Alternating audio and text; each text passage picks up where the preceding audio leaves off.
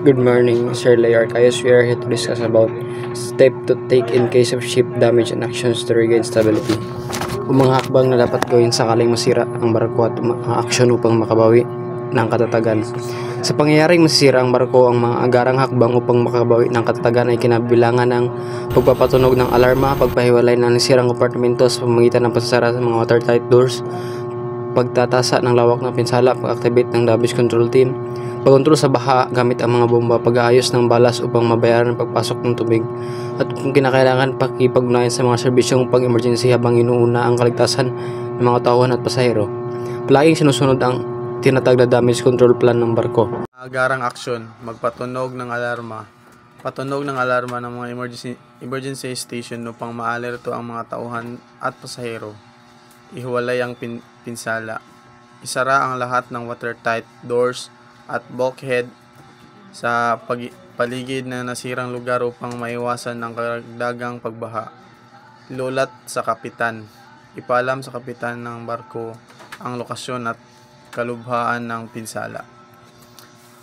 Tipunin ang damage control team. Tipunin ang mga itinalagang tauhan upang tumugon sa emergency. Mga panukala sa pagkontrol ng pinsala. Tasa ang pinsala. Mabilis na alamin ang lawak ng sira, ang baha na kompartimento at ang potensyal na epekto sa katatagan. Kontrolin ang pagbaha. Gamitin ang mga bomba upang alisin ang tubig mula sa aring kompartimento. Takpan ang sira. Kung maaari, subukan ng pansamantalang isara ang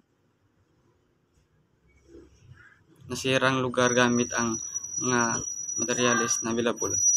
Pagpamatili ng katagan, gamitin ang balas ng barko upang mabayaran ang tubig na pumasok sa isang kompartimento.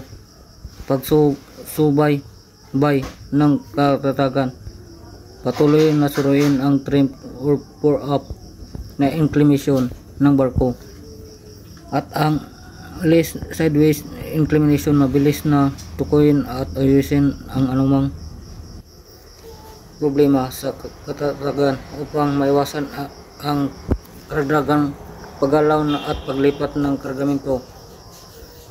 Siguraduhin maayos ang mga kargamento upang maiwasan ang karagdagang paggalaw. Mga pamaraan sa pang-emergency: may day panawagan. Kung kritikal ang sitwasyon, ay magpalabas ng may day panawagan sa mga otoridad sa dagat. Maghanda para sa paglikas sa mga pasahero ayon sa mga kinakailangang pamamaraan. Plano sa pang-emergency ng barko. Sundin ang mga pamamaraan. Binigyan ng tulong ng alagaan ang sinumang sugatan na tauhan o pasahero.